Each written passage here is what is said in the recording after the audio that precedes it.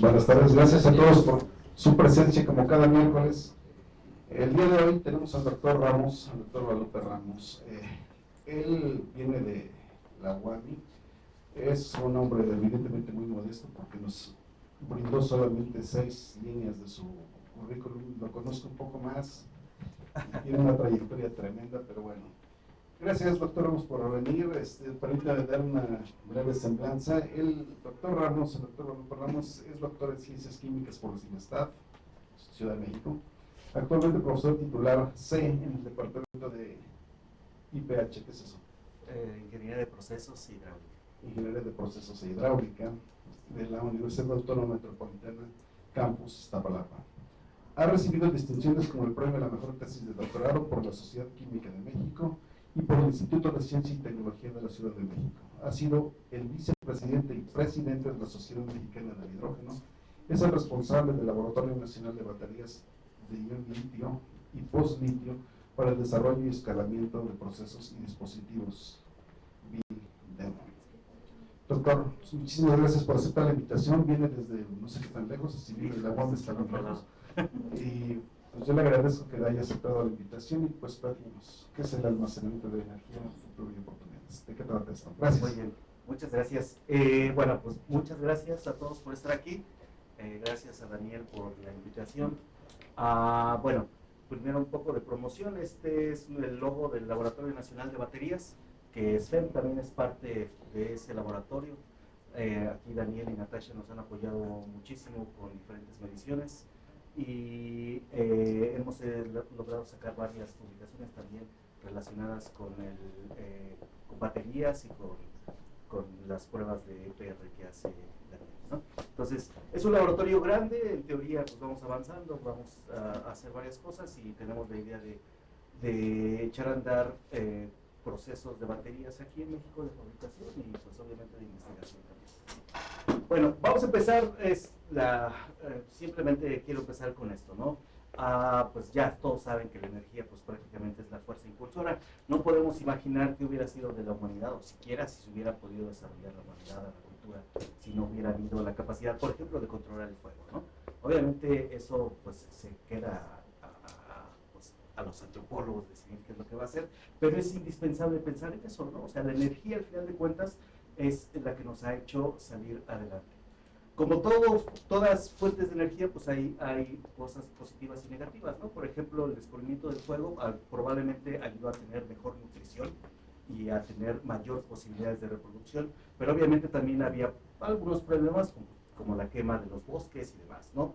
De ahí fuimos controlando varias fuentes de energía y también tienen sus pros y sus contras. Por ejemplo, uno no podría imaginarse el desarrollo de la humanidad también si no hubiera habido combustibles fósiles. Obviamente eso nos ayudó un montón para desarrollarnos, con también sus consecuencias negativas, ¿no? Actualmente estamos en este dilema, queremos hacer una transición de energía hacia energías renovables, pero pues también tiene sus retos y probablemente también va a tener sus consecuencias, ¿no?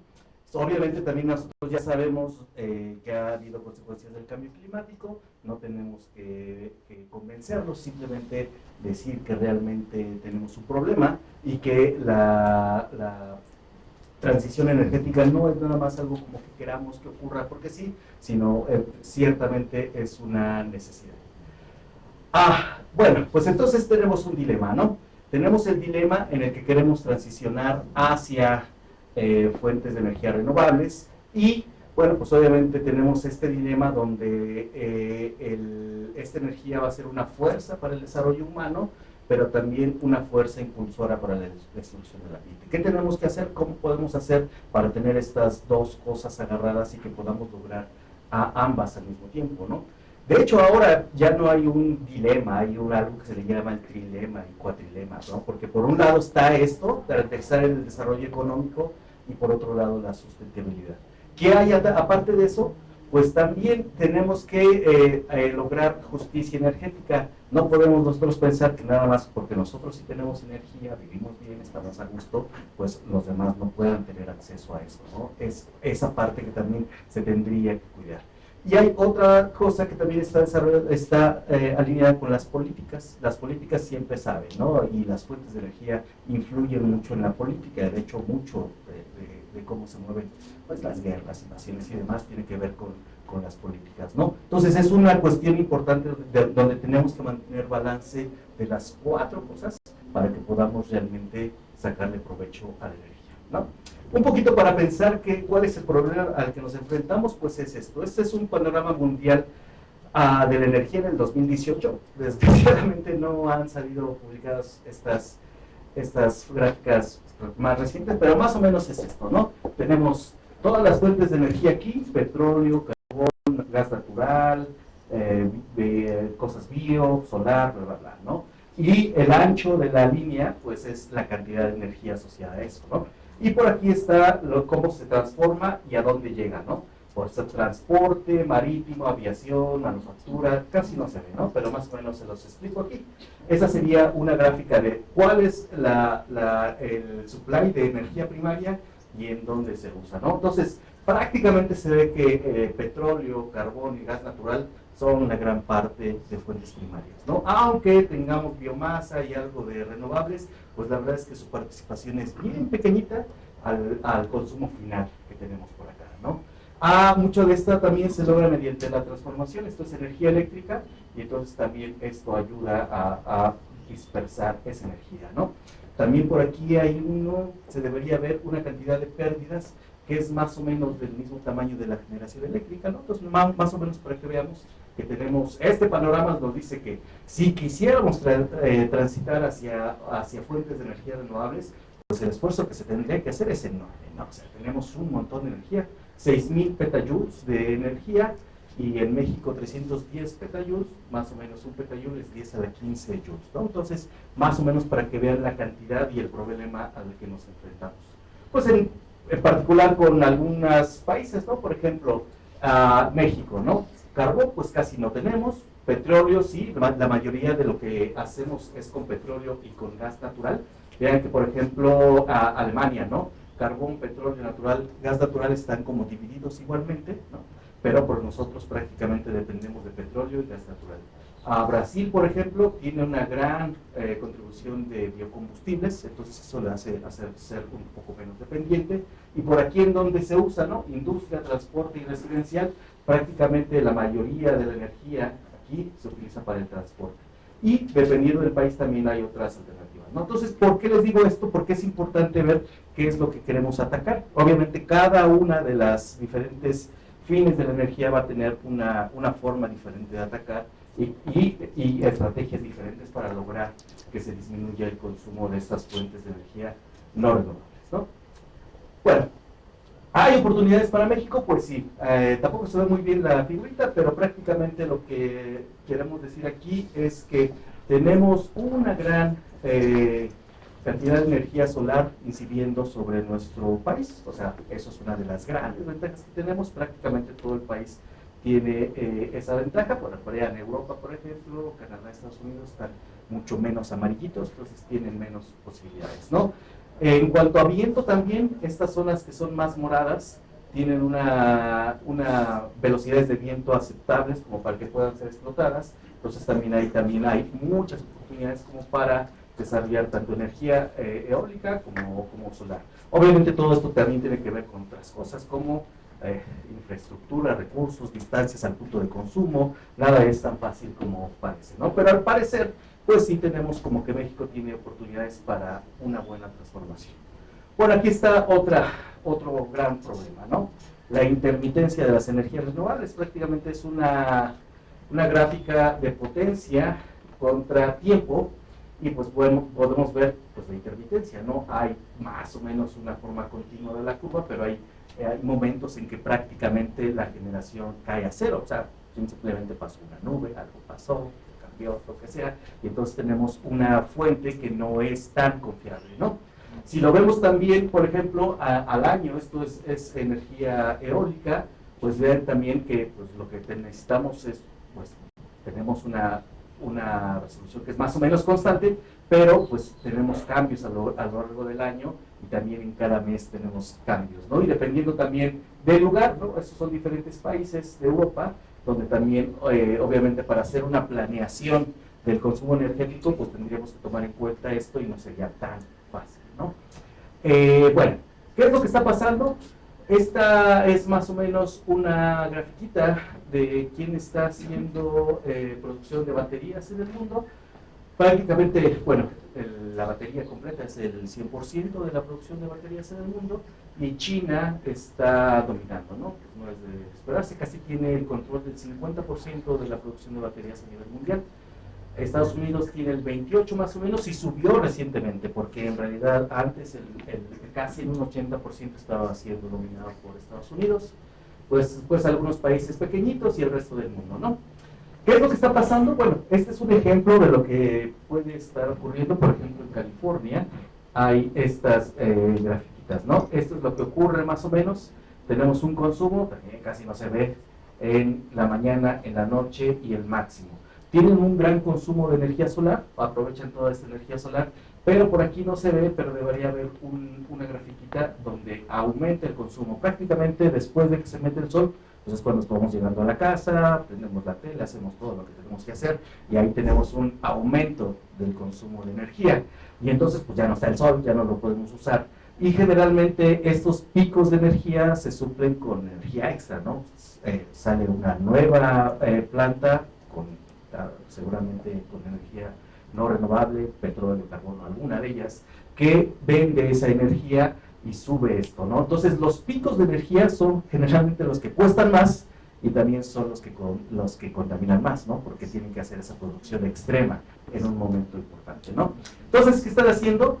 Pues están haciendo este es un contenedor como los que viajan en el tren y todo este contenedor está lleno de baterías. Entonces ya te entregan así un sistema lleno de baterías, un contenedor, y ese es lo que están instalando en cada uno de los varios puntos en California. Este es un ejemplo de California, y prácticamente estos sistemas están supliendo estos cachitos de energía diaria, donde en lugar de hacer este pico de demanda, se suple esto con las baterías, ¿no? Digamos que esto hace unos 2-3 años lo veíamos casi imposible, y caro, y imposible, y muy difícil, pero prácticamente ya está ocurriendo desde el año pasado y actualmente, ¿no? Entonces, simplemente para que vean que es muy posible que las baterías tengan esta capacidad, al menos en esto del consumo diario de energía, de suplir esa cantidad de energía extra que se requiere. Pero no es todo, o sea, el almacenamiento para el consumo residencial es solo una de las cosas, una de las acciones que se están viendo. Entonces tenemos carros, este es un mercado creciente, autobuses, ¿cómo se llaman estas cosas? Montacargas, bicicletas, todos estos son mercados que están creciendo. O sea, bueno, pues no eso tengo que decir, ¿no? Ya prácticamente los autos eléctricos híbridos están aumentando, los autobuses también ya hay varios en la ciudad, y todo esto es un mercado que está creciendo en el consumo de las baterías. Hay algunos que ya se están saturando, por ejemplo, los teléfonos, laptops, todo eso, pues ya tenemos, ya prácticamente ya no tenemos nuevas baterías en esto, solamente lo que se está consumiendo. Y hay otro mercado, el de energía estacionaria, energía para la red, energía renovable. Todos estos son sistemas que se están aumentando y se ve que el mercado para las baterías de ion litio pues está creciendo muchísimo. O sea, es una de las cosas que a veces no lo notamos, pero imagínense que es prácticamente como una nueva revolución. Estamos pensando en hacer muchas cosas, pero si no tenemos sistemas de almacenamiento de energía, puede ser que no podemos llegar a hacerlas, ¿no?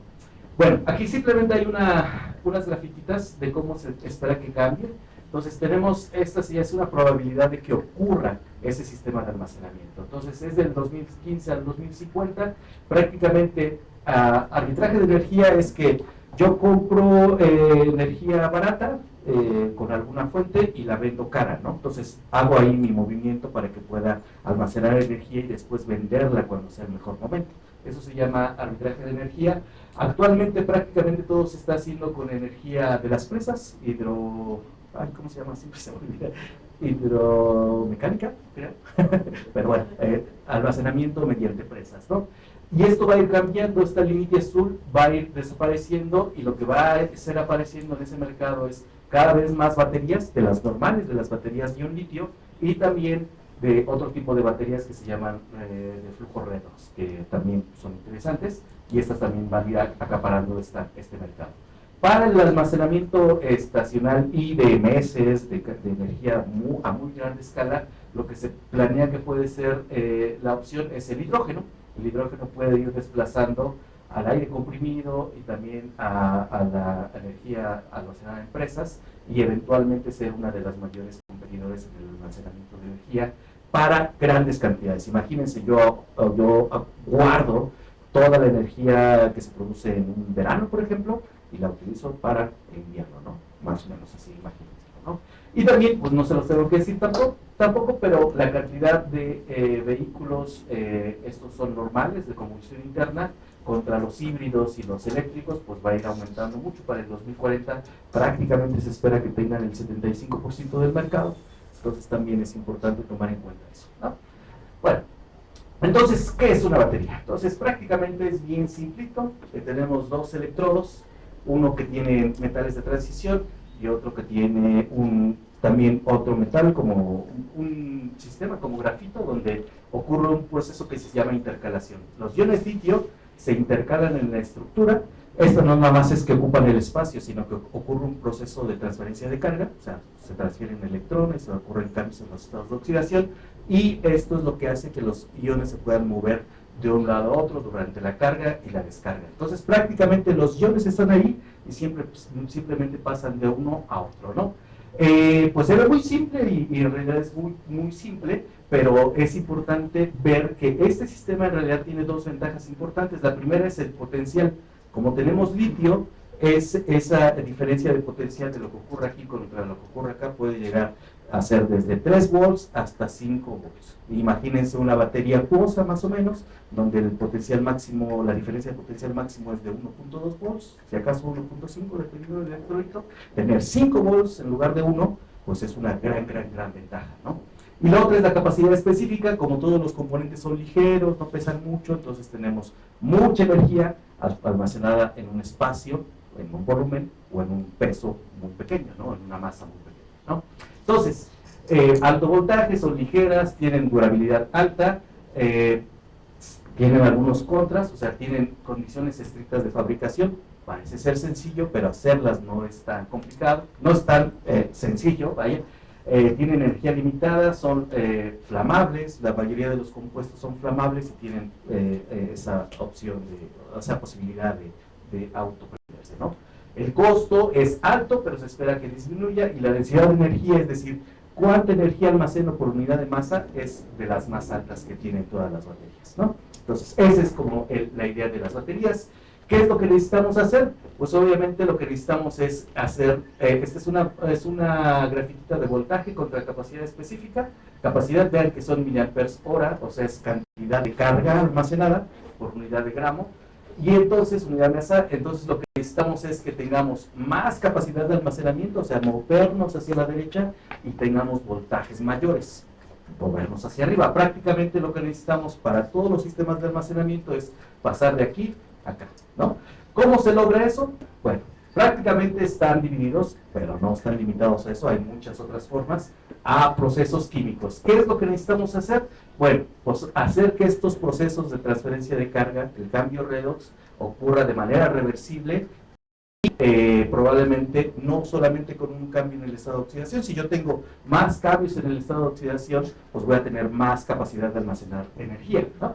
También esta interacción de los iones litio con la estructura, pues también tiene que ver con el delta G. El delta G, al final de cuentas, es el potencial que voy a tener, y entonces estos procesos, hacer un tuneado muy fino de esas propiedades, hace que podríamos aumentar el voltaje. Después, todos estos iones se tienen que transportar a través de poros y a través de especies químicas, ¿no? Entonces, aumentar estos coeficientes de difusión es algo muy importante, porque al final de cuentas los procesos de difusión son lentos. Si yo quiero cargar mi batería, por más que quiera cargarla rápido, pero el proceso limitante son los procesos naturales, pues no voy a poder hacer que todo el proceso ocurra, ¿no? Y luego tiene que ver un montón con estabilidad estructural. Aquí hay un montón de procesos químicos y electroquímicos que ocurren, que pueden hacer que esa batería, que era muy buena, pues que dure un ciclo, 2 ciclos, y pues obviamente nosotros no queremos eso, ¿no? Hay otros factores físico-químicos, por ejemplo, la conducción electrónica. Yo tengo un óxido que es aislante, entonces tengo que hacer que ese transporte sea bueno. Tengo que lograr que haya poros por donde pasen los iones litio, que tengan una buena distribución de componentes y una estabilidad estructural. O sea, prácticamente esta es la idea de lo que tengo que mejorar para que las baterías funcionen mejor o para que tengan mejores baterías, ¿no? Entonces, no hay una batería como estándar, ¿no? Decimos ion litio, pero en realidad todas ellas tienen diferentes compuestos. Hay unos de cobalto, unos de manganeso, otros que tienen hierro, fosfato, cobalto, níquel, aluminio, níquel, manganeso, cobalto. Cada una de ellas es específica para alguna aplicación. Entonces, por ejemplo, las de cobaltato son como las que tenemos en los celulares. Prácticamente todas las baterías que tenemos ahí son de cobalto, ¿no? Algunas para herramientas tienen manganeso y otras como para autos eléctricos y para autos eléctricos tienen este compuesto que se llama NMC. Entonces, dependiendo del tipo de material que yo tenga, voy a tener ciertas características. Por ejemplo, va a tener menor costo, mayor ciclabilidad, mayor potencia, mayor seguridad o energía, ¿no? Por ejemplo, el material que más o menos se está usando y es como el que se va a usar aquí en México para todo lo de los autos o línea y demás, es este que se llama LFP.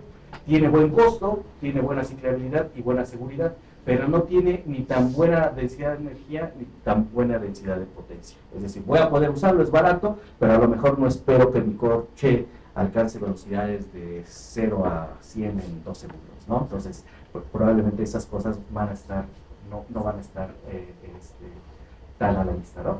Y bueno, dependiendo también, por ejemplo, nada más es un ejemplo, dependiendo, por ejemplo, de la cantidad de cada uno de los metales de transición, voy a tener diferentes características. Este NMC en realidad es uno de los que se está investigando mucho, porque dependiendo de la relación que tenga entre los metales, voy a tener diferentes características, precio y demás, ¿no? Bueno, ¿qué es lo que hemos hecho, por ejemplo, en la UAM? En la UAM pensamos, bueno, pues México no tiene ni cobalto. Tiene bien poquito níquel, grafito a lo mejor tiene un poquillo, pero en realidad no tiene muchos de esos metales que necesitamos para hacer baterías, ¿no? Entonces intentamos hacer un material de cobre. El cobre también es un metal de transición, tiene cambios redox y demás, pero la idea es hacer un óxido de metales de transición con litio que pudiera llevar a cabo esa transición, ¿no? Entonces, más o menos el material funciona, o sea, tiene una capacidad alta, más o menos esta línea es el estándar de la cantidad de energía que almacena, pues esta almacenaba más, pero tiene esta cuestión, ¿no? La capacidad disminuye un montón con el ciclado y obviamente yo no quiero una batería que sí almacena un montón de energía durante el primer ciclo, pero después cada día me vaya almacenando menos, ¿no? Entonces obviamente eso es algo de lo que no queríamos. Ahí pensando con algunas colaboraciones y ver qué pasaba con diferentes sustituciones, cambiamos un poco de cobre con níquel y demás y logramos hacer cambios. En especial este no es el mismo, es un compuesto que tiene níquel, su capacidad es comercial, compuesto de níquel, pero su capacidad inicial es alta, pero disminuye después de 10 ciclos mucho.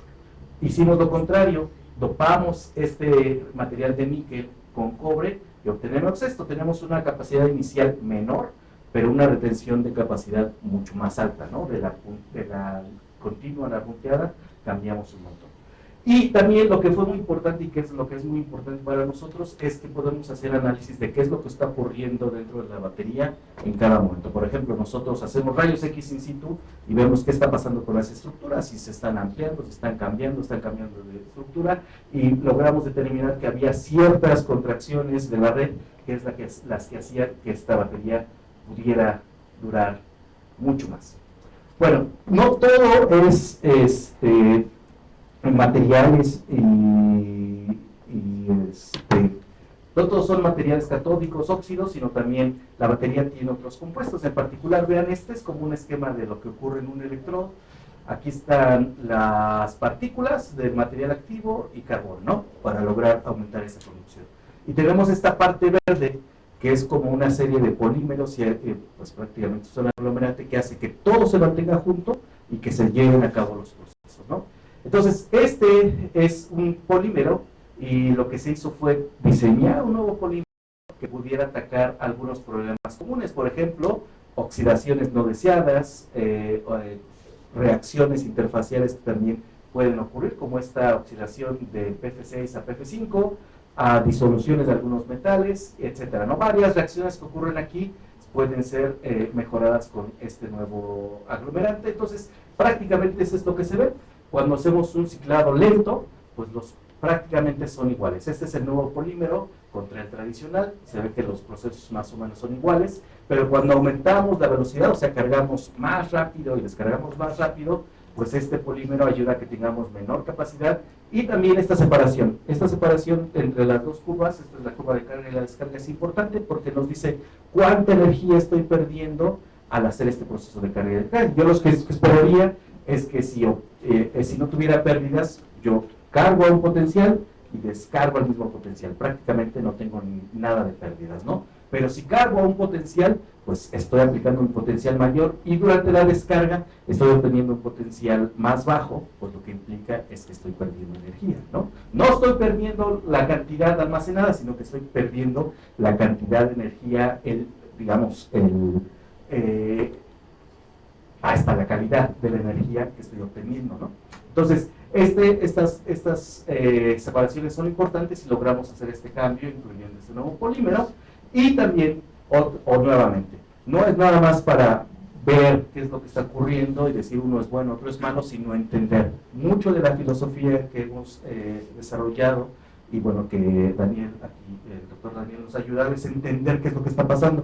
Entonces lo que hicimos fue hacer espectrometría de masas acoplada a la batería. ¿Qué hacíamos? Simplemente colocábamos una batería y le poníamos una salidita para un espectrómetro. Entonces hacíamos el barrido de carga y descarga y determinamos qué especies están formando. Entonces más o menos con este binder tradicional tenemos esta señal de MZ44 que es CO2. Aparte de estar cargando y descargando, estamos produciendo CO2. O sea, aparte del electrolito y de las cosas orgánicas que están dentro de la batería, se están oxidando y te están creando gases. Y cuando nosotros tenemos este BO4, ese polímero no se oxida y prácticamente no tenemos señal. Entonces vimos que prácticamente la idea de incorporar estos nuevos polímeros ayudaba a estas reacciones indeseadas que no queríamos ocurrir, ¿no? Bueno, hay muchas oportunidades en otros sistemas. Prácticamente aquí lo que nos limita es la imaginación. ¿Qué podría ser, por ejemplo, si yo ya sé que la partícula tiene reacciones superficiales, ¿por qué no le pongo otro recubrimiento que nos pudiera ayudar a evitar esas reacciones superficiales? Pues es una oportunidad que podría ocurrir. O sea, no solamente esta, sino la imaginación que se nos ocurre. Poner un material encima de otro, materiales combinados, esto podría ser un montón de oportunidades que podrían tener, ¿no? Materiales orgánicos, aquí estamos hablando de compuestos óxidos metálicos, pero también los compuestos orgánicos tienen procesos de oxidación y reducción. Entonces, encontrando un material orgánico, y obviamente un material orgánico que sea biodegradable, que sea bonito y demás, podríamos tener baterías que no dependan de los metales de transición, que podría ser también una gran oportunidad. Y hay otros sistemas, por ejemplo el azufre pues es barato, disponible y podría funcionar también como centro activo para las baterías. Ahí hay muchas posibilidades de otros sistemas que pudieran ocurrir. Bueno, ¿qué pasa con las baterías de otros iones? Esta es una grafiquita de más o menos qué es lo que tiene una batería estándar.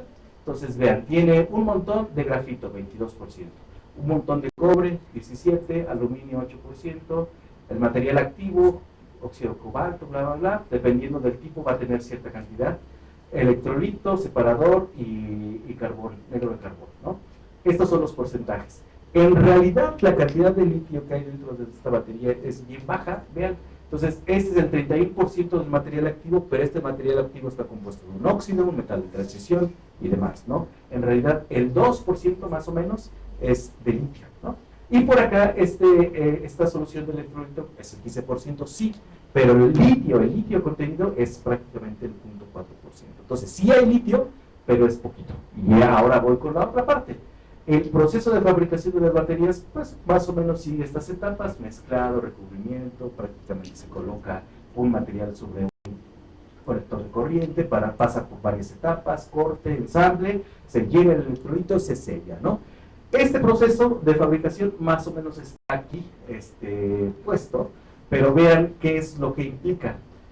Yo tengo el 15% de los costos se ven al procesamiento de los solventes. Utilizo solventes y entonces manejar solventes, comprarlos, recuperarlos, evitar que se vayan al ambiente y volverlos a recuperar, me cuesta el 15% de la fabricación, del costo de la fabricación de toda la batería. Después, la recuperación de solvente también gasto un montón de energía, y luego en todos estos procesos gasto energía. El 45% de la energía se va en todos estos procesos. Después, yo tengo que hacer que la batería se fabrique en un cuarto seco, que no tenga humedad, que no tenga partículas, que tenga unas condiciones de humedad bien estrictas, y eso requiere energía. Prácticamente el 30% de la energía se va en este cuarto seco que necesito para hacer todo el sistema de fabricación. Y después, ya que hice la batería, yo tengo que hacer una serie de ciclado. O sea, cada una de las baterías que ustedes tienen y tienen en sus computadoras, en sus celulares, primero pasa por un proceso en el que se llama como de activación.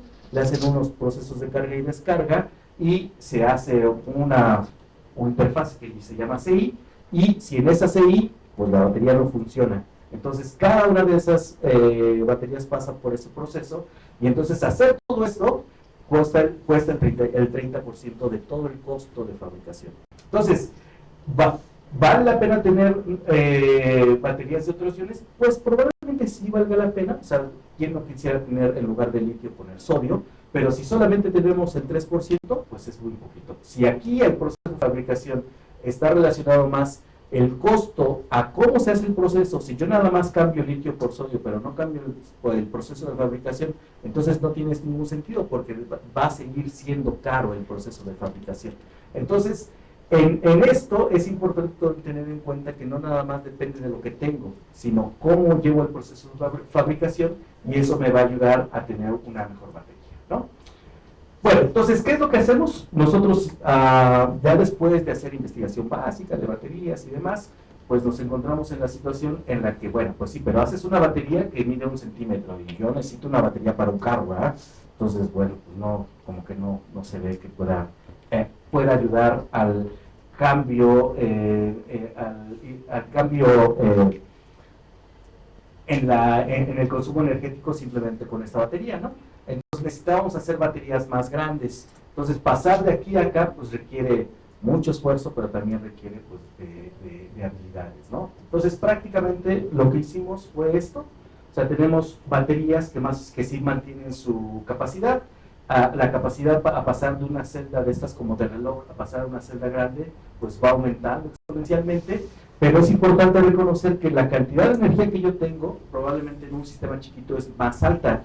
¿Por qué? Pues porque el proceso de fabricación es bueno, tengo los contactos correctos entre las interfaces, ocurren de manera pues agradable, y cuando ya tengo algo más grande, pues el proceso de distribución de energía, potencial y corriente en todas las celdas es más complicado, y entonces en lugar de tener la energía que yo tenía inicialmente, por unidad de masa, tengo menos, ¿no? La idea de hacer escalamiento de baterías es que pudiera mantener la misma energía que yo tengo en las celdas chiquitas, o sea, la energía por unidad de masa, pero esa misma en las celdas grandes, ¿no? Y es un reto muy importante que, pues como ven, todavía no hemos logrado, pero seguimos ahí trabajando en eso, ¿no? Más o menos este es lo que tenemos todo este proceso de fabricación para hacer estas celdas, y actualmente, eso fue en el 2018, podíamos hacer estas celdas. No hacemos muchas en serie porque también creemos que es un gasto innecesario.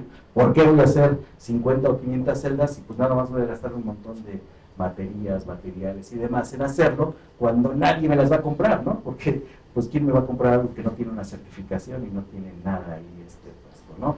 Entonces es importante saber hacerlas, pero también que haya un comprador o que haya alguien que pudiera acceder a estas celdas, ¿no? Bueno, ahí pasamos a otro problema. Nosotros tendríamos que pasar de esta cantidad de celdas tipo Pouch de 1.6 amperes hora más o menos, ¿no? Entonces, la carga de material, no sé si se lo imaginan, prácticamente tengo un colector de corriente, una lámina de aluminio, por ejemplo, y yo arriba le coloco un material, que es el que va a funcionar, ¿no? Y ahí se va a llevar a cabo todos los procesos de transformación. Si yo pongo un recubrimiento bien pequeñito, pues va a ser todo sencillo, ¿no? Porque pues, los procesos de transferencia de carga, conducción y demás son fáciles en esa interfase bien delgadita, ¿no? Pero si yo quiero tener más energía, necesito aumentar la carga. Entonces prácticamente esto es lo que pasa. Si yo tuviera 1 kilogramo de material activo, ese material activo necesita aditivos, colectores de corriente, carcasas y demás, y entonces la energía que me da este kilogramo es la equivalente a 6.6 kilogramos. Entonces la energía que tenía aquí es la misma aquí, porque todo lo demás es material inactivo, que no me ayuda a nada, a que funcione la batería, sí, ¿no? Pero no me aumenta la cantidad de energía almacenada, ¿no? Entonces, tengo 5 kilogramos de cosas que no funcionen ahí en la batería, pero que son necesarias, ¿no? ¿Qué es lo que podemos hacer? Por ejemplo, aquí está algo. Si yo, por ejemplo, en lugar de poner 2 miligramos por centímetro cuadrado, coloco 10 miligramos, la cantidad, el peso total de la batería sería 3.7 contra 1.36, ¿no? Y la cantidad de electrodos, 300 contra 1600, entonces ahorro un montón haciendo que estos electrodos sean más gruesos. Pero cuando yo hago que esos electrodos sean más gruesos, entonces la batería ya no funciona, porque pues tengo espacios muy grandes y resistencias muy altas para el transporte de todas las especies. Hay gente que está haciendo a ver qué es lo que está funcionando. Estas son simulaciones para saber qué es lo que pasaba. Más o menos esta es concentración de litio en el separador y dentro del electrodo. Entonces prácticamente lo que está pasando es que tengo una concentración alta, pero en la parte sólida donde está el electrodo, en la parte porosa, tengo una caída de concentración muy alta. Obviamente yo estoy llevando a cabo procesos de oxidación y reducción, estoy consumiendo litio, pero si ya no tengo litio, pues la batería ya no va a funcionar, ¿no? Entonces, cuando esto cae a cero, significa que ya no tengo litio y pues ya la batería no va a funcionar, ¿no? Entonces, con un electrodo normal, la caída de concentración en el electrolito es alta, pero no cae a cero. Cuando aumento el espesor, pues lo que tengo es que la caída de la concentración en la parte sólida, en la parte porosa, cae a cero. Entonces, la batería deja de funcionar en estos electrodos porosos gruesos, no porque no tengamos más posibilidad de llevar a cabo los cambios, sino porque la concentración está cayendo muy bajo, ¿no? ¿Cuál es la idea que se le ocurrió a alguno de los estudiantes? Pues diseñar estos poros para que pudieran tener esa capacidad de conducir estos iones y no se acabara el litio. O sea, prácticamente que estos iones puedan tener rutas donde se puedan seguir y no se acabe tan rápido ese litio, ¿no? Obviamente esto está relacionado con el concepto de tortuosidad, ¿no? Si este ion litio tiene que llegar de aquí a acá, pero pasa por un montón de camino para llegar a este punto, pues no va a alcanzar a llegar, ¿no? Porque yo necesito que llegue en un segundo y ya se tardó 1 minuto en llegar, entonces se va a acabar. Lo que necesito es como crear estas avenidas para que los iones pasen a través de la estructura. Y bueno, a esta estudiante se le ocurrió que pues en lugar de hacer poros, ¿por qué no ponemos un aditivo que pudiera tener esa función? Entonces, estas son fibras de silicio, prácticamente solamente se agregaron al electrodo, se fabricaron, se hace de lo normal. ¿Y qué es lo que ocurre? Pues lo que ocurre es que tenemos diferentes propiedades, ¿no? La masa del electrodo aumenta conforme vamos poniendo más cantidad, el espesor del electrodo también aumenta y la porosidad va disminuyendo. Esto como que contradice, ¿no? Pero contradice porque lo que le estoy agregando está ocupando esos poros, entonces tengo menor porosidad.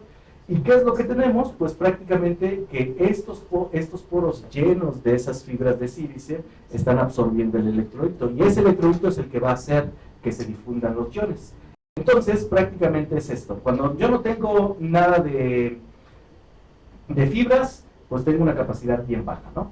O sea, tengo una baja capacidad de almacenar energía.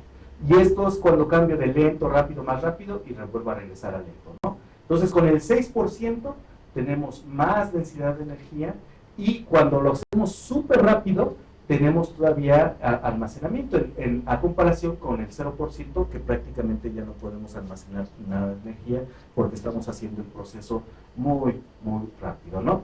Hacemos unas mediciones de impedancia nada más para verificar la cuestión de la tortuosidad y efectivamente con 6% de fibras tenemos una menor tortuosidad y tenemos un valor que nos dice que estos aditivos pueden funcionar para que las baterías funcionen mejor.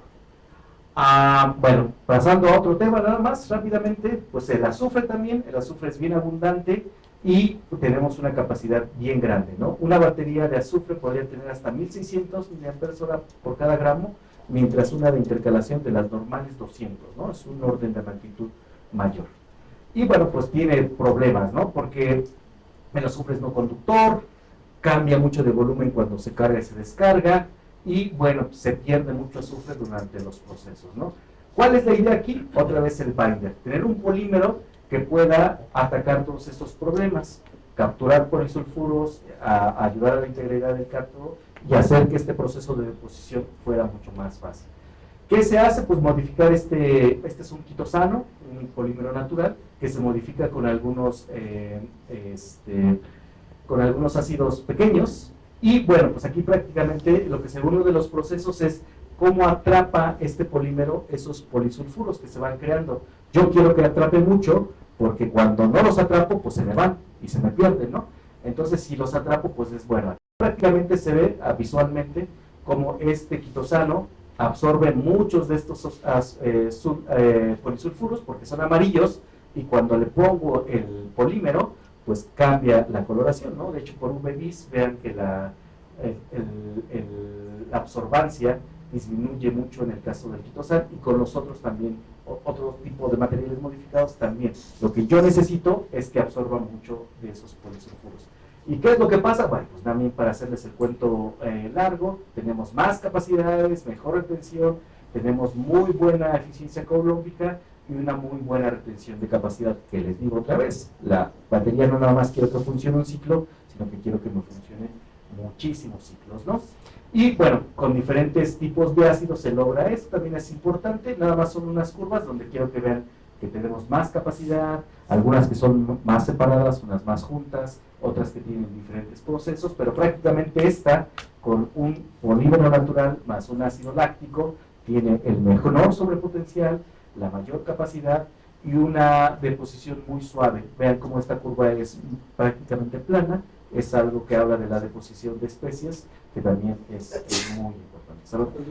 Y bueno, este tipo de materiales puestos en baterías más o menos tienen estas características. No tenemos una capacidad altísima, pero sí a una velocidad muy grande, y tenemos más o menos que a 500 ciclos estamos perdiendo el 0.35%, lo cual es mucho mejor a los materiales actuales y también muy similar a aquellos que no incluyen catalizadores, ¿no? Entonces más o menos estamos en la pelea en cuanto a esto.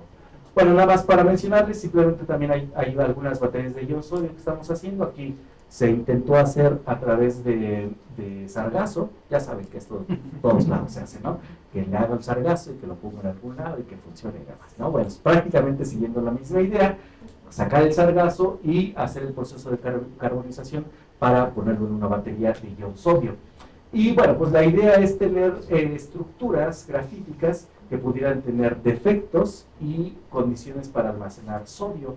Aquí prácticamente tenemos este hard carbon, que es un material normal, y el que nosotros hicimos a través de sargazo, que también tiene una relación de las bandas D y G más o menos igual. Entonces pensamos que iba a funcionar. Y sí, pues tenemos este hard carbon, que el comercial, que tiene más o menos esta capacidad, pero disminuye con los ciclos, y el nuevo, el de nuestro, que sí mantiene su capacidad, pero tiene una capacidad bien bajita, ¿no? Y bueno, ¿qué se hizo? Los modificaron con diferentes agentes químicos para aumentar la porosidad, para cambiar sus propiedades, y tenemos uno en particular, este que fue tratado con carbonato de potasio, que tiene una muy buena capacidad, mejor que las muestras comerciales, y más o menos mantiene su capacidad. Y bueno, pues aquí ven, prácticamente se mantiene esta capacidad durante 50 ciclos, haciéndolo mucho mejor que todos los demás. Entonces es un material que viene de sargazo, que se transforma y sirve para baterías de iodo sodio. Y bueno, pues esto ya es como la cerecita del pastel. A lo mejor le interesa mucho a Daniel, porque lo que hicimos fue meter esta celda con sargazo para un análisis Raman. Y entonces íbamos haciendo en cada punto de la curva de descarga un espectro y sacando sus características, ¿no? Y otra vez con la idea, ¿para qué queremos hacer esto? Pues lo que queremos saber es, no nada más que agarré un material de desecho, lo carbonicé y me dio por pura chiripada que servía para hacerlo baterías, sino lo que queremos es entender cómo podemos mejorar este tipo de baterías. Entonces, ¿qué pasó? Pues pasa que este material tiene un mecanismo muy particular de intercalación con los iones sodio. Vean que tenemos todas las curvas y tenemos las bandas de Ig, ahí están presentes durante todo el cambio de potencial, pero la relación de las bandas ID a Ig va cambiando. Tenemos una relación muy alta que va disminuyendo y después es constante. Entonces, prácticamente lo que nos está diciendo es que en estos potenciales lo que está ocurriendo es que los iones están interactuando con la parte de defectos del carbono. Entonces, ahí están interactuando y disminuyen y después ya los tenemos constantes. Y después no solo eso, sino que también hay corrimientos en los máximos de los picos de Raman. Entonces lo que está ocurriendo es que dependiendo del potencial, a veces hay interacción con sodio de manera superficial y eso nos da un corrimiento hacia arriba, y después hay intercalación de sodio, pero con toda su molécula entre las láminas de grafito, y eso lo que está haciendo es que en esta última parte ese sea el mecanismo dominante. Entonces ahora que ya conocemos este mecanismo, deberíamos poder aumentar. Lo que importa mucho es esta parte, porque es la que nos da mayor capacidad, aumentar esa intercalación del ion sodio dentro de las capas, y eso es lo que nos va a ayudar a tener una batería que tuviera más capacidad. Obviamente ahí hay que ver también cuáles son los procesos reversibles y irreversibles que hacen que no se pierda la capacidad, pero bueno, pues creo que es este tipo de estudios donde analizamos esto a partir de una espectroscopía nos ayuda mucho a entender qué es lo que está ocurriendo. Con EPR lo hemos intentado en algunas ocasiones, pero pues todavía falta meterle más para saber qué es lo que está pasando, ¿no? Bueno, como parte de eso, ya, porque está haciendo calor, nos estamos durmiendo todos y ya nada más quiero acabar. Nada más que es muy importante tener esto. No es necesario nada más que tengamos una batería en mi laboratorio que funcione con 1 miligramo de material, eso no nos sirve a nadie, ¿no? Necesitamos llegar de aquí a acá, ¿no? O sea, cómo detonamos y hacer que todo el proceso de extracción, transformación, integración y puesta en marcha en vehículos eléctricos o en cualquier otro tipo de sistema se lleve a cabo. Y bueno, pues es parte de del proceso de lobbying que estamos desarrollando, tratando de convencer al gobierno de que eso sea cierto. Y pues nos han apoyado con algunos proyectos, y está un proyecto donde ahora queremos ya hacer este proceso a nivel planta piloto por lo menos. Ya es un equipo que nosotros generalmente hacemos mezclas de material activo de 1 miligramo, o sea, sí, prácticamente este cachito, ¿no? Pero ya es un mezclador que es de 5 litros, entonces con eso ya podríamos ampliar las capacidades para producción. Después hemos iniciado la compra de varias... Bueno, lo hizo la alumna, ¿no? Y está todos los procesos de cómo hacemos, y está colocando estos electrodos en esta máquina de recubrimiento automático que ya puede hacer electrodos de manera continua, y podemos llegar a controlar este proceso bastante bien. Y el proceso o sea, acuérdense que necesito hacer procesos que sean escalables, seguros y repetitivos. Entonces, esto nos está ayudando a que tengamos mucha reproducibilidad en la fabricación de electrodos. Y estamos como haciendo esta planta piloto. Esta es una máquina de stacking. Una de las cosas bien importantes es que cuando yo pongo los electrodos uno sobre otro, tenga una diferencia en la posición de menos de 4 micras. Entonces, si lo hago manual, lo pongo un electrodo, pues tengo un montón de variaciones, ¿no? Pero este tipo de máquinas lo que hace es que va poniendo un electrodo sobre otro con esa precisión tan alta de al menos 1 micra en la separación y en el desplazamiento de las celdas. Ese es parte de la planta piloto que estamos haciendo y esperamos que nos llegue a finales de año. Hay otro también que también nos va a llegar, un equipo en el que prácticamente algunas celdas, en lugar de estar puestas una sobre otra, están enrolladas. Entonces este enrollamiento también es bien importante porque cuando se hace el enrollamiento, algunos materiales tienen más tensión que otros y se desprenden, y incluso también la parte del separador, si no queda bien ajustado, pues prácticamente la batería no funciona. Entonces este es un proceso ya totalmente automático que nos esperamos que nos llegue este año. Entonces vamos a aumentar mucho esas capacidades de hacerlo a nivel laboratorio y pasarlo a nivel industrial. Como ven, pues es un proceso que requiere mucha maquinaria y demás, pero pues todos los procesos son complicados, ¿no? Y si cuando fue la expropiación petrolera, el Politécnico hizo todo la maquinaria para que se llevaran a cabo los procesos de destilación, todo el proceso de extracción, todo el proceso de petróleo, pues yo creo que también es posible que nosotros, ustedes, nosotros, la gente, ingenieros jóvenes como ustedes, puedan también desarrollar maquinaria para poder hacer baterías. Esperemos que en algún momento eso sea posible. Y bueno, pues eso es todo. Gracias por la paciencia. Espero que hayan visto algo que les haya parecido interesante. Y bueno, gracias.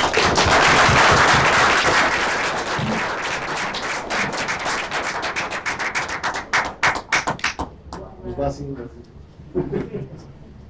levantó la mano a la mitad del seminario. Buenas tardes, gracias por la plática, estuvo muy interesante. Tengo una pregunta y varias curiosidades, pero me voy a ir solo a la pregunta. Sí. Por cuestiones de tiempo. Entonces, cuando estábamos en la lámina 19, Ajá. que nos hablaba de las distintas componentes que tiene una batería, no solamente tiene litio o el ion principal, por ejemplo sodio, sino que tiene otras cosas. Ajá. Me llama la atención cuando ustedes trabajan en hacer las baterías, ya hacen estudios de modelo o cosas así, toman en cuenta todos estos componentes, o sea, cómo interactúan entre ellos, cómo interactúan con el proceso del litio, o solo es necesario estudiar el transporte del litio porque las demás cosas no interactúan, o cómo se hace en ese caso. Sí, es interesante porque, por ejemplo, si yo quiero analizar solamente el proceso que ocurre aquí y pongo todo completo, pues probablemente me van a interferir, ¿no? Voy a tener cosas que probablemente no me estén quedando bien, que están interfiriendo en la respuesta que estoy observando. Entonces, por ejemplo, si yo quiero nada más analizar, por ejemplo, lo que ocurre en el electrolito, hago una celda que tenga, se llaman electrodos bloqueantes, donde yo nada más pueda analizar el transporte en el electrolito. Si yo quiero, por ejemplo, nada más analizar este electrodo, ¿qué hago? Pongo este electrodo bien, o sea, prácticamente perfecto, y pongo otro electrodo que no me va a limitar. Por ejemplo, puedo poner este electrodo y aquí poner una lámina de litio. La celda real no funciona así, pero eso me asegura que solamente estoy observando la respuesta de este lado, o de este lado, o del que me interesa analizar.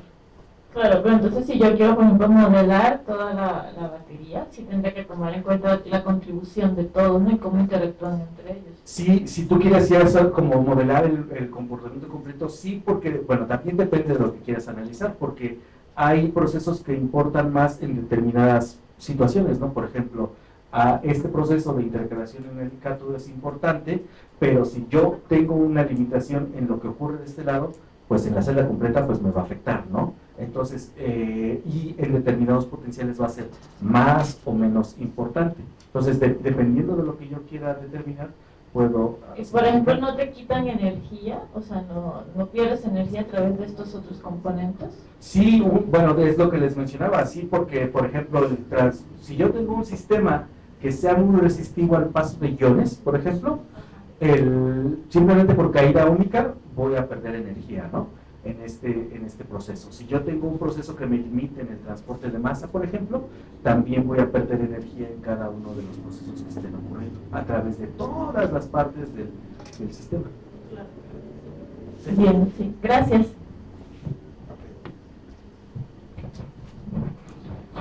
¿Qué tal? Buenas tardes. Pues mi pregunta va más a la parte de reciclaje. O sea, por ejemplo, cuando termina la vida útil de estas baterías, ¿se puede utilizar algo del material? ¿Ya no es posible? ¿O qué se hace con este tipo de cosas? Sí, es algo que ha preocupado a mucha gente, pues solamente hasta muy recientemente, ¿no? Hay varias situaciones. Por ejemplo, si tú tienes un auto eléctrico que tienes tu batería que funciona muy bien, ¿no? Pongamos, ¿no? Y tienes un Tesla que funciona perfectamente y corre bien bonito, ¿no? Pero cuando ya deja de pasar de 0 a 100 en 3 segundos y ya lo hace en 5, pues a lo mejor ya no te va a gustar tanto, ¿no? Pero la batería sigue funcionando. Entonces, esa batería, la primera forma de reciclarla es ponerla en un sistema que no sea tan demandante. Entonces, ponerla, por ejemplo, para captar energía solar, ¿no? Ese sería el primer proceso. Después, si esa batería ya no te sirve, lo que puedes hacer es quitarle todas las partes y hacer una separación. Algunas de ellas se van a ocupar, otras no. Esa es la segunda etapa de reciclaje. Después, cuando tú tienes ya el electrodo, por ejemplo, si tienes uno solo de estos electrodos, pero probablemente no sirva, lo que haces es también triturarlo y le obtienes el material. Probablemente el material activo sirve y ese nada más lo reacondicionas y lo vuelves a meter a otra batería.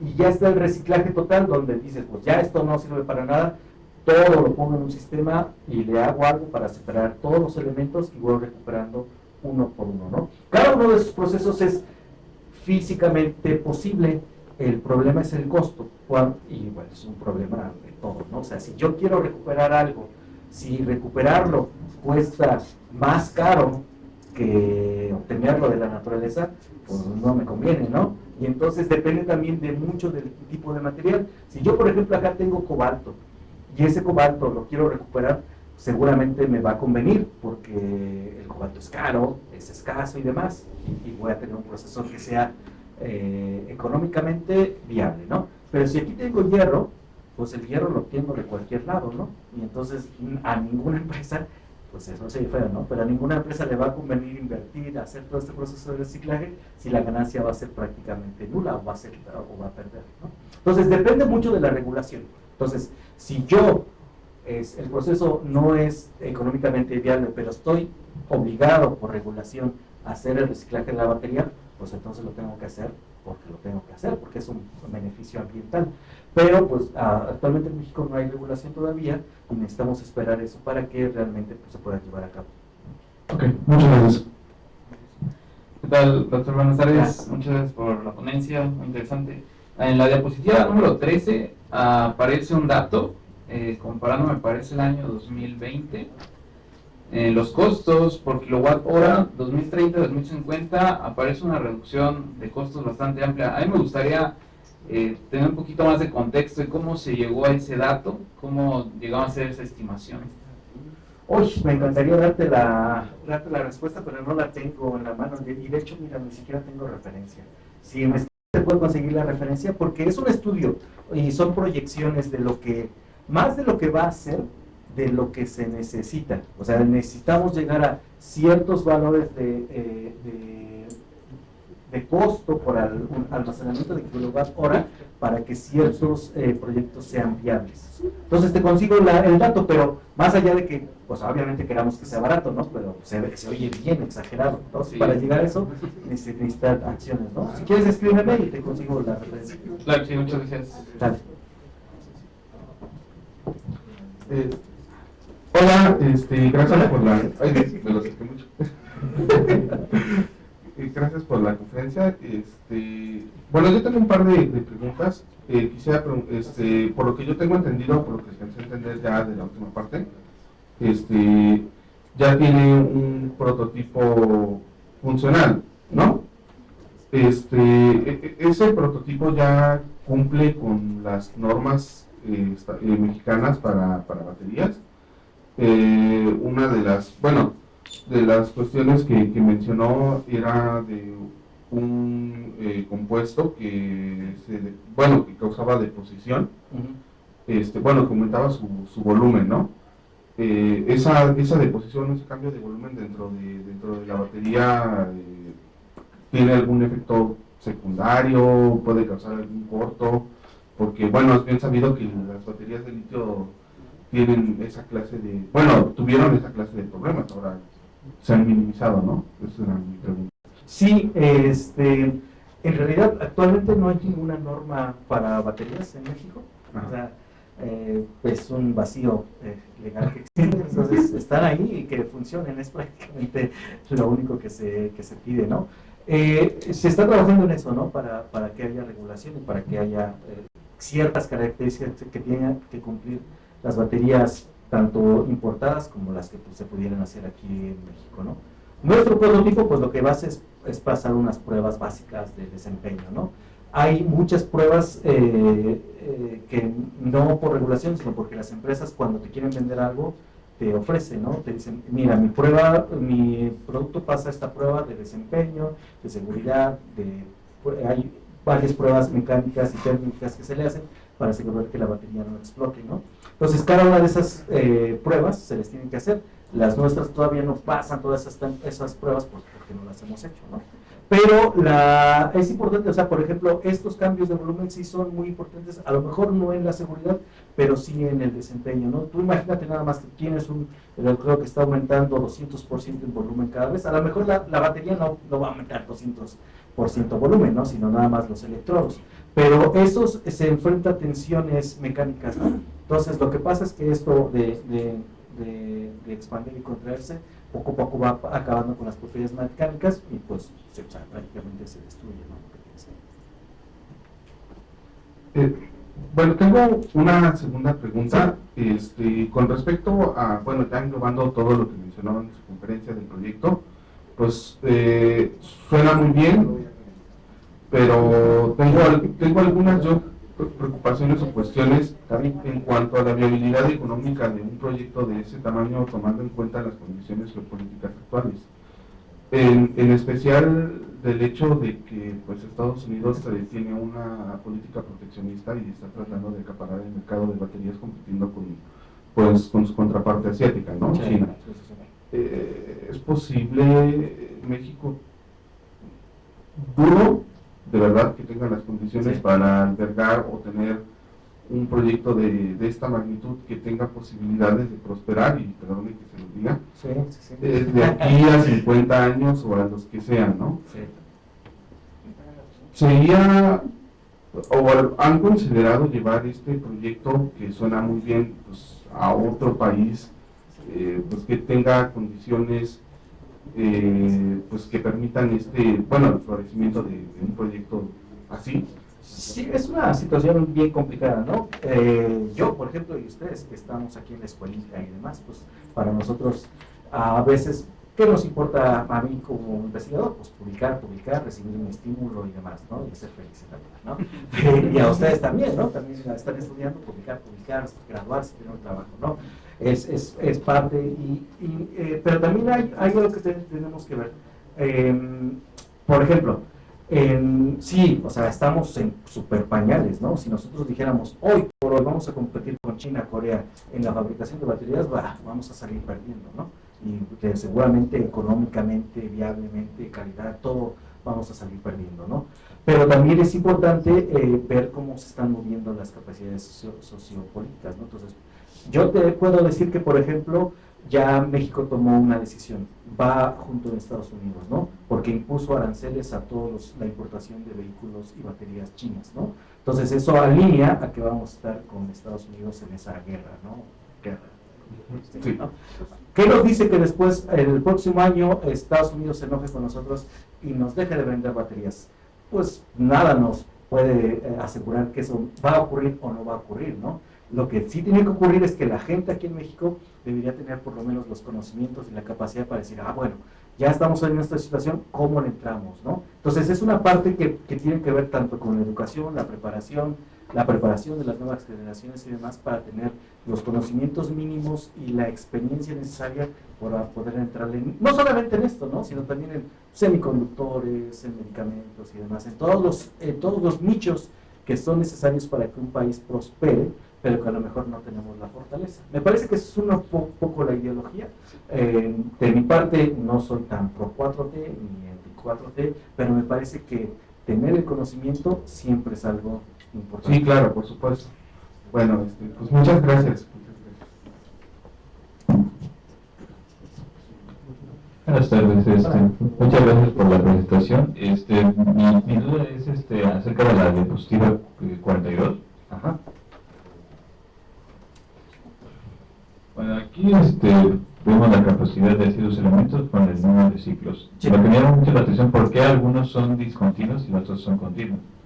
Cuando ves esta línea lo que implica es un cambio en la velocidad. Entonces tenemos una velocidad baja, después aumentamos la velocidad de carga y después más, ¿no? Y después regresamos, ¿no? Entonces por eso ocurren estos cambios. No es lo mismo cargar una batería a una velocidad baja, cuando aumentas la velocidad, pues cambias, ¿no? Y obtienes menos energía. Y esto es lo que va pasando en cada de esas discontinuidades, ¿no? Por eso tenemos esos cambios, porque son cambios en la velocidad en la que se va ocurriendo. Aquí, por ejemplo, es a una misma velocidad, y pues ves, por ejemplo, algunos que disminuyen, que tienen que ver con su proceso de degradación natural, y estos que prácticamente no cambian, que son estables ante todos esos cambios. Muchas gracias. Gracias por la plática. Una curiosidad, ¿cuál sería la batería ideal? Ay, pues son muchísimas cosas que se tienen que cumplir, más o menos, bueno, ya no lo voy a encontrar, pero tendría que ser una batería que tenga el menor costo, eso es lo primero, ¿no? Que no sea contaminante, es decir, aquí hay muchos, tanto en el procesamiento como en los materiales, tienen elementos y compuestos que no son tan benéficos, ¿no? Eso debería cambiar. Y obviamente que tuviera la mayor cantidad de almacenamiento de energía posible. En este sentido, actualmente la batería ideal es la de litio, porque pues, nadie le gana en densidad energética, ni capacidad y durabilidad, ¿no? Pero hay todo esto que se llama baterías post-litio, incluyen las de sodio, azufre, aire y demás, que podrían mejorar estas características, ¿no? Entonces, la idea es que pues, con investigación y desarrollo se pudieran tener otro tipo de baterías muy pronto. Gracias. Buenas tardes. Hola. Mi pregunta es un poco más así como que en lo terrenal. Por ejemplo, te dicen en las laptops, ¿no? Es que si dejas cargada tu computadora se jode la batería. Es que si la dejas descargada igual la batería se acaba, ¿no? Entonces mi pregunta es, ¿cómo saber, por ejemplo, o sea, ahorita actualmente he visto que tienen como un software que te dice alto desempeño o menor consumo de energía, tal, pero al fin de cuentas sí se va a consumir, esté conectada o no, ¿no? O sea, eso es, la vida media es, sí va, pero o sea, ¿cuál sería como si yo quiero que dure más mi batería? ¿No hay una regla en general? ¿O depende del dispositivo y depende de la pila?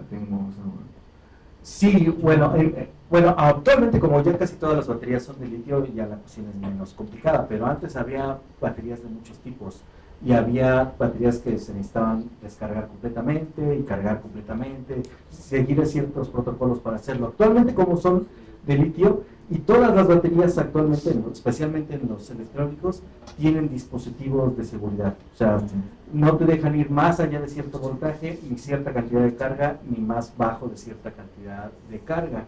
Pero eso simplemente eso, ¿no? Entonces, por ejemplo, si tú cargas tu batería y la estás dejando conectada, pues siempre va a estar cargando, ¿no? Eso, lo que va a ocurrir eventualmente es que estás trabajando solamente en una región de toda la curva que tienes, y eso probablemente va a hacer que sí tengas una mayor degradación. Prácticamente lo ideal, muchos de los sistemas de control de las baterías ya hacen que nada más trabajes en cierta región, porque hay unas regiones de alto voltaje y alto voltaje que son las que te afectan más, ¿no? Pero si tú estás como empeñado a descargarle siempre hasta cero o a cargarla al 100% dentro de esa región, sí es probable que logres una degradación. La probabilidad es poca, porque te digo, ya todos tienen esos sistemas de control, pero siempre es bueno trabajar como entre el 50% de la carga. Ok, entonces tenerla como cargada a mitad, 50, 60, sería lo ideal. Sería lo ideal. Ok, muchísimas gracias. Buenas tardes. Disculpe, ¿cuál es la relación de ahorro de energía en la fabricación de baterías con respecto a la quema de combustibles, tomando en cuenta desde la extracción del material para poder fabricar la batería? No sé si tengo. Sí, no tengo ningún dato, pero debe ser muy malo. O sea, directamente no es conveniente, energéticamente hablando. Energéticamente, si lo comparamos como de will to will, ¿no? O sea, desde el principio hasta el fin, seguramente va a salir muy mal, ¿no? Pero hay que acordarse que que pues las baterías no son un sistema de generación, sino como de almacenamiento. Y entonces en ese sentido, el uso durante muchos ciclos es lo que va disminuyendo esa tan mala comparación que se tendría si nada más pensamos en la generación. Es que inclusive, tomando en cuenta que solo es un sistema de almacenamiento, si nuestro prospecto es cambiar, pongámoslo de ejemplo, en la noche, a utilizar solamente baterías que están almacenando la energía que acumulamos durante el día, con la cantidad de población que tenemos y la cantidad de horas que invertimos también en la noche para poder utilizar esta energía, pues también estamos dañando el uso energético, ¿no? Al final del día. Entonces, ¿qué tan conveniente nos es una transición hacia las baterías, hacia un cambio social de no trabajar durante la noche, por ejemplo, ¿no? Sí, es una pregunta bien complicada y bien interesante, porque al final de cuentas, pues hasta vivir, ¿no? Vivir, nosotros viviendo ya estamos teniendo un efecto negativo, ¿no? Pero yo lo que esperaría es que personas como ustedes y demás, gente que se pueda dedicar a decir, bueno, vamos a hacer un análisis serio, a ver, punta a punta, de principio a fin, cuánto ahorro en energía, cuánto gasto, qué tanto estoy contaminando y demás. Esos estudios siempre son muy importantes como para encontrar un punto de quiebre, ¿no? O sea, ¿cuántos ciclos tengo que estar almacenando para que eso sea tanto económicamente como ambientalmente benigno, ¿no? Entonces, encontrar las condiciones en las que sí se podría llevar a cabo y establecer esos criterios que a lo mejor mencionaron aquí, cuál debe ser el precio, la cantidad de materiales, el costo energético que debes tener para que lleguemos a un equilibrio más o menos en todos los sentidos, ¿no? Eso es algo que se debe estudiar. No tengo el dato. Gracias. Muy buenas tardes. Hola. Tenemos que, dependiendo del sistema, utilizamos diferentes tipos de batería. Ajá. Entonces me surge la duda de, por ejemplo, para el almacenaje de energía solar, ¿qué tipo de batería se utiliza? El ejemplo que les ponía de California era algo que muchas veces se contraponía como al sentido común. En los estudios originales para almacenar energía así para grandes cantidades, siempre se dejaban fuera las baterías de litio porque eran muy caras, porque contaminaban mucho y demás, ¿no? Pero pues California está tomando la batuta ahí y está haciendo esto y está almacenando con baterías de litio. Probablemente les cuesta mucho, pero probablemente tienen mucho dinero, entonces lo están haciendo, ¿no? En general, lo que se espera para el almacenamiento a gran escala es otro tipo de baterías. Hay unas que se llaman de flujo redox, que tienen algunos metales en solución que cambian su estado de oxidación y que pueden tener tanques inmensos para almacenamiento de esas especies. Esas como que siempre han sido el sistema ganador para ese tipo de almacenamiento. También tienen problemas y demás, pero parece ser que es una de las que podría ser parecida. Muchas gracias. Muchas gracias, doctor, por la plática. Y mi pregunta es de que si con el cambio en el material del cátodo hay problemas de dendritas de litio en los ciclos de carga y descarga, y también de, pues, cómo evitan los cortos.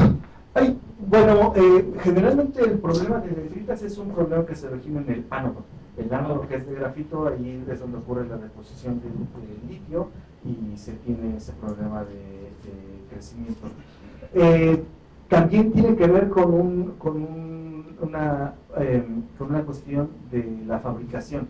Ya a nivel industrial, por ejemplo, si tú tienes un sistema donde tienes un paso de corriente muy excesivo, o sea, un hotspot que les llaman, probablemente en ese punto tengas mucha acumulación de litio y lo que va a hacer es que eventualmente crezca algún tipo de dendrita. Entonces están asociadas las dos cosas. Generalmente en las baterías de ion litio actuales, en las condiciones, con las seguridades todo que se tiene actualmente en los procesos de control, es muy difícil que haya crecimiento de dendritas, pero no imposible. Entonces generalmente tiene que ver con el tipo de materiales, los rangos de operación y que la fabricación sea adecuada. Muchas gracias. Hola, buenas tardes. Como bien mencionó cuando concluyó la charla, de que toda esta parte de investigación lo que busca como objetivo principal es aplicarlo para la vida cotidiana, ¿no? Y puso ahí un carrito. Entonces, mi pregunta es, por ejemplo, los autos eléctricos a futuro, porque también lo mencioné al principio para tantos años, ¿Es más viable, cree que sea más viable un carro eléctrico que uno que sea con hidrógeno? Y sobre todo, perdón, que le interrumpa, sobre todo también por la relación del costo, ¿no? Sí. No me acuerdo exactamente ahorita, pero tiene que ver con el uso, y muchas cosas, ¿no? Nos podríamos dedicar todo un día más a discutir esto, pero prácticamente tiene que ver con el uso. Si tú, por ejemplo, quieres un sistema, por ejemplo, como un taxi en una ciudad, que va a estar manejando todo el día por todos lados y a lo mejor en la noche descansa y tiene eso, probablemente un sistema de baterías sea el más adecuado. Pero si tú, por ejemplo, vas a tener un sistema de autobús interciudad, donde tengas que hacer tramos largos, no puedes tener la capacidad de cargar y puedas tener otras circunstancias, entonces el hidrógeno podría ser más competitivo. Entonces depende del modo de manejo que tengas en tu ciudad, del tipo, el peso del vehículo y de las condiciones específicas del ecosistema, ¿no? Por ejemplo, tus sistemas de carga, la rapidez de la carga y demás. Entonces, siempre hemos pensado, mucha gente entiende en eso, es que dependiendo de la aplicación que vas a tener, debes hacer un estudio serio para que te decidas qué es lo que más te conviene, uno u otro. Gracias. Buenas tardes, gracias por la plática. Al principio de la charla nos comentaba de un ejemplo en donde, por ejemplo, después de generar la energía, se almacenaba, nos decía usted, por ejemplo, de verano a invierno. Entonces, mi pregunta es si eso es algo que realmente sucede actualmente y qué porcentaje, porque si yo dejo una batería ahí cargada, pues se descarga solita, ¿no? Aunque no esté usando. ¿Qué porcentaje de la carga podría llegar, por ejemplo, estando 6 meses ahí parada la batería? Depende mucho bueno, actualmente no hay sistemas así a gran escala de almacenamiento estacionario, o sea, que tú pudieras almacenar toda la energía de un verano, por ejemplo, ¿no? Para ocuparlo después. No existen. Y también depende mucho del tipo de batería. Por ejemplo, una batería de ion litio es muy difícil que se te autodescargue, porque pues implica que los procesos ocurren espontáneamente, incluso si el circuito está desconectado, ¿no? Entonces, en ese sentido, las baterías de ion litio pues tienen una tasa de autodescarga muy, muy baja. Otro tipo de baterías tienen otros procesos que pueden ocurrir naturalmente que hacen que la batería se descargue. Entre esas, las baterías de flujo redox, los supercapacitores, otros tipos de baterías sí tienen más esa capacidad de autodescargarse, pero dependiendo del tipo de batería, otra vez va a ser la posibilidad de almacenarlo durante mucho tiempo. Muchas gracias.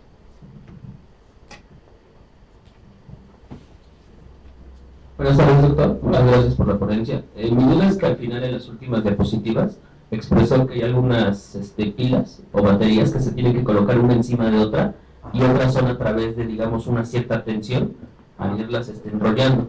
Mi duda es que esta diferencia en la estructura altera o hay algún cambio apreciable en su capacidad de almacenamiento o simplemente es por el material del que están compuestos. Bueno, no, sí tiene que ver, pero más tiene que ver con el tamaño de la batería. Generalmente las pilas chicas y a baja escala se hacen por este proceso de embobinado.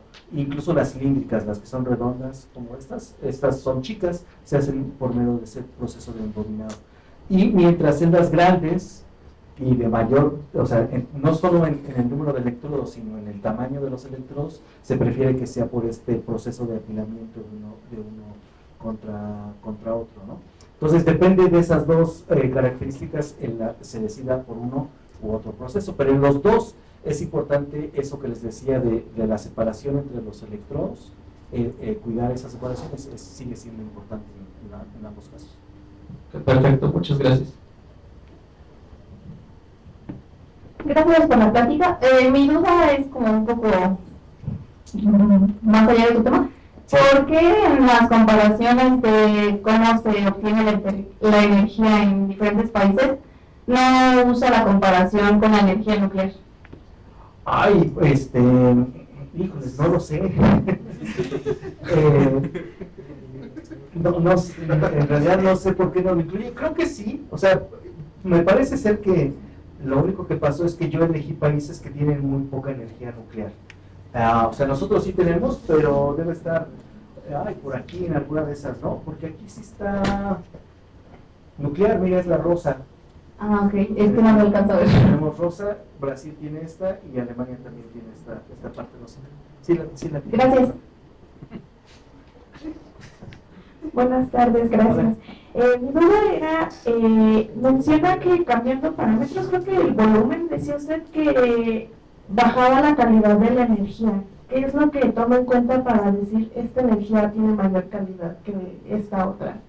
Bueno, me metí en un tema bien escabroso porque sí hay gente que hace análisis de calidad de energía y tiene que ver con las irreversibilidades que ocurren en el proceso de transformación. Yo no podría decir a ciencia cierta cómo se hace el análisis, pero lo que sí te podría decir es que prácticamente a lo que se refiere es cómo puedo utilizar esa energía, ¿no? Por ejemplo, yo aquí tengo esta energía que durante la carga estoy utilizando 4.2 volts, ¿no? O sea, es bien altísima, ¿no? Pero cuando la recupere, voy a estar obteniéndola a 1.5 volts, ¿cierto? Entonces, voy a perder un montón de energía utilizable aquí. Simplemente, acuérdate que potencia es igual a voltaje por corriente. Puede ser que tenga la misma corriente, pero el voltaje al que estoy obteniendo en la carga contra el que estoy obteniendo en la descarga es bien diferente, ¿no? A eso es a lo que me estaba refiriendo en este sentido. Gracias. Buenas tardes, doctor. Gracias por la plática. Hace unos años he escuchado que el yacimiento, uno de los yacimientos de litio más grandes del mundo, estaba en México, en Sonora. Mi pregunta es, ¿es eso cierto? Y en caso de que sí, no sé, ¿hay proyectos, hay un plan para usarlo, para diseñar baterías o algo así? Sí fue una noticia. Hay que ver, o sea, por ejemplo, en un sitio, en una mina, siempre uno piensa en diferentes tipos de cantidades, ¿no? La cantidad de material, ¿no?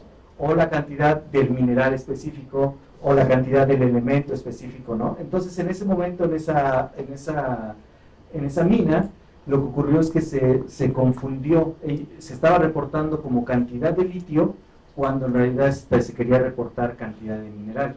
Y entonces ese mineral tiene un 8 o 5% de litio. Entonces, imagínate reportar una tonelada del 100% contra una tonelada donde solamente el 5% es ese litio. Entonces hubo una confusión ahí. O sea, sí hay sitios donde hay litio, tiene sus complicaciones y demás, pero el plan Sonora, que seguramente has escuchado mucho decir por ahí, tiene que ver con eso. Una de esas partes está dedicada a tratar de explotar esos recursos mineros y transformarlos y darles un uso. Sí hay un plan del gobierno, me parece. Gracias. Bueno, pues agradecemos al doctor. Muchas gracias.